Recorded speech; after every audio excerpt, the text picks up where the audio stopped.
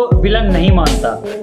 Psychology of evil के part 3 में हम चर्चा करेंगे कि एंगर, रिवेंज, मोरल ब्लाइंडनेस और रिडेम्पशन। चलिए आगे बढ़ते हैं। क्या आपने कभी नोटिस किया है, हर विलन खुद को हीरो समझता है। कोई मर्डरर यह नहीं सोचता कि वो गलत है। कोई डिक्टेटर खुद को शैतान नहीं मानता। और सबसे शॉकिंग बात यह है, कई बार सबसे खतरनाक लोग वही होते हैं जिन्हें पूरा यकीन होता है कि वो सही है। तो सवाल ये है, अगर इंसान काम करते हुए भी खुद को सही समझता है तो फिर अच्छाई और बुराई का फर्क आखिर है कहाँ? और यही वो पॉइंट है जहाँ साइकोलॉजी ऑफ एविल सबसे ज्यादा डेंजरस हो जाती है। चैप्टर नंबर 8 के बारे में यहाँ पर हम बात करते हैं, जिसमें चर्चा की गई है कि एंगर वो आग जो इंसान को अंधा कर देती है। इमेजिन करो, कोई इंसान जिसने आपको डीपली हर्ट किया हो, धोखा दिया हो, इज्जत छीनी हो या आपको तोड़ दिया हो। अब दिल क्या कहता है? रिवेंज लेना। और सच बताऊं, यहीं पर ज्यादातर लोग गलती कर देते हैं, क्योंकि शुरुआत में रिवेंज जस्टिस जैसा फील होता है, लेकिन धीरे धीरे वो इंसान को अंदर से खा जाता है। साइकोलॉजी कहती है एंगर टेम्परेरी माइंडसेट है। उस मोमेंट में इंसान वो करता है जो वो नॉर्मल स्टेट में भी कभी इमेजिन नहीं कर सकता। कई मर्डरर रोड रेज फाइट करते हैं, एसिड अटैक करते हैं, सिर्फ 5 मिनट के अनकंट्रोल्ड इमोशन से शुरू हुए थे। बस 5 मिनट और एक जिंदगी बर्बाद। लेकिन असली डेंजर सिर्फ एंगर नहीं, असल डेंजर है जस्टिफाइड एंगर। जब इंसान सोचने लगता है मैं सही हूं, इसलिए जो कर रहा हूं वो गलत नहीं है, यहीं से डार्कनेस शुरू होने लगती है। चैप्टर नंबर 9 क्या कहता है यहाँ पर? रिवेंज कभी खत्म नहीं होता। अब इमेजिन करो, किसी ने आपके साथ गलत किया, आपने बदला लिया, कुछ देर अच्छा लगा, लेकिन फिर खालीपन। क्योंकि रिवेंज दर्द खत्म नहीं करता, बस टेम्पररी ईगो को सेटिस्फाई कर देता है। इसीलिए हिस्ट्री में वॉर्स कभी खत्म नहीं होती। एक रिवेंज के बाद दूसरा रिवेंज, फिर तीसरा रिवेंज, और धीरे धीरे पूरी जनरेशन नफरत में बदल जाती है और नफरत में जीने लगती है। यही साइकिल इंसान को मॉन्स्टर बनाती है। और सबसे डरावनी बात यहाँ पर यह है, कई लोग रिवेंज लेते लेते खुद वही बन जाते हैं जिससे वो नफरत करते थे। अगर कोई इंसान आपको हर्ट करे और फिर आप भी वही बनने लगो, तो आखिर जीता कौन? लेकिन इस किताब की सबसे डेंजरस सीख अभी बाकी है, क्योंकि अब बात सिर्फ एंगर की नहीं है, अब बात मोरल ब्लाइंडनेस की है। चैप्टर 10 क्या कहता है? Moral blindness.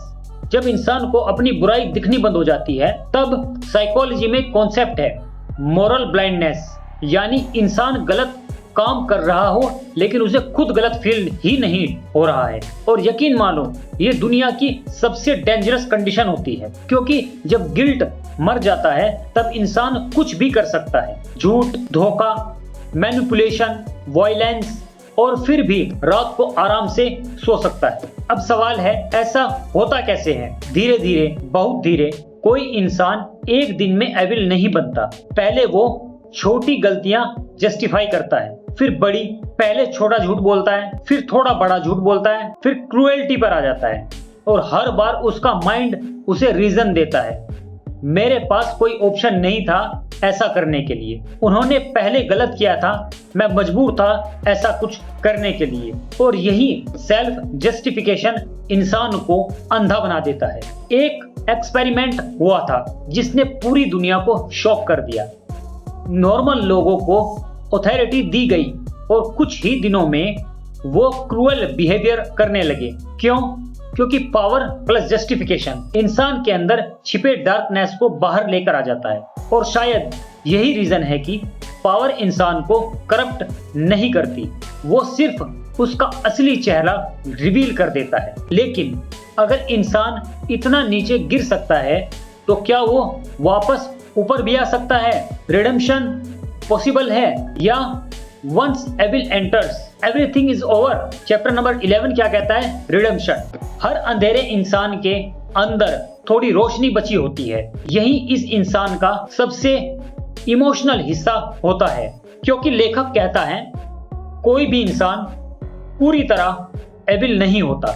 हर इंसान के अंदर कभी न कभी दर्द होता है। फियर था उसके अंदर, लोनलीनेस भी थी उसके अंदर, और कई बार लोग इसलिए डेंजरस बनते हैं क्योंकि उन्होंने खुद बहुत दर्द झेला होता है। लेकिन ध्यान देने वाली बात यहाँ पर है, पेन एक्सक्यूज नहीं है, क्योंकि दुनिया में दो तरह के लोग होते हैं। एक वो जो अपने दर्द से दूसरों को हील करते हैं, और दूसरे वो जो अपने दर्द से दूसरे को डिस्ट्रॉय कर देते हैं। चॉइस हमेशा रहती है। यहीं पर असली सेल्फ अवेयरनेस शुरू होती है, जब इंसान खुद से पूछता है, क्या मैं अंदर से बदल रहा हूं? क्या मैं इमोशनली कोल्ड होता जा रहा हूं? क्या मैं लोगों को यूज करने लगा हूं? क्या मैं रिवेंज में जी रहा हूं? और सच कहूं, सबसे डेंजरस लोग वही नहीं जिन्हें डार्कनेस दिखती है। सबसे डेंजरस वो होते हैं जो अपने अंदर की डार्कनेस को एक्सेप्ट ही नहीं करते। इमेजिन करो, रात के 2 बजे हैं, पूरा शहर सो रहा है, लेकिन कोई इंसान अकेला बैठा हुआ है, गुस्से में बैठा है, नफरत में बैठा है, बदले की भावना है उसके अंदर, और उसे लग रहा है कि पूरी दुनिया गलत है। अब उसी मोमेंट में उसके पास 2 रास्ते हैं। पहला रास्ता डार्कनेस को पकड़कर रखना, दूसरा रास्ता है अपने अंदर झांकना और खुद को बदलना। यही इंसान डिसाइड करता है वो मॉन्स्टर बनेगा या मैच्योर इंसान बनेगा, क्योंकि एविल बाहर से नहीं आता, वो धीरे धीरे अंदर से पैदा होता है। और अगर अवेयरनेस ना हो तो इंसान को पता भी नहीं चलता कि वो कब बदल गया है। इस पूरी वीडियो की अगर कंक्लूजन की हम बात करेंगे तो इस पूरी किताब की सबसे बड़ी सीख क्या है? एविल कोई सुपरनैचुरल चीज नहीं है, वो इंसान के अंदर पैदा होने वाला साइकोलॉजिकल पैटर्न है, जो कि डर, ईगो, नफरत, रिवेंज, लैक ऑफ एम्पैथी, ये सब मिलकर इंसान को अंदर से बदल देते हैं।